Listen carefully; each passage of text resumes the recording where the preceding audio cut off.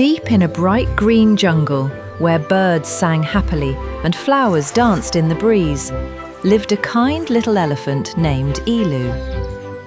Nearby, a tiny ant named Tika worked very hard. Even though she was small, she never gave up. Elu noticed Tika struggling and gently reached out to help. But soon, dark clouds gathered and the rain turned the ground into sticky mud. Tika remembered Elu's kindness and knew it was time to help. With teamwork and trust, Elu was free again, and from that day on, they learned that no one is too small to be a hero.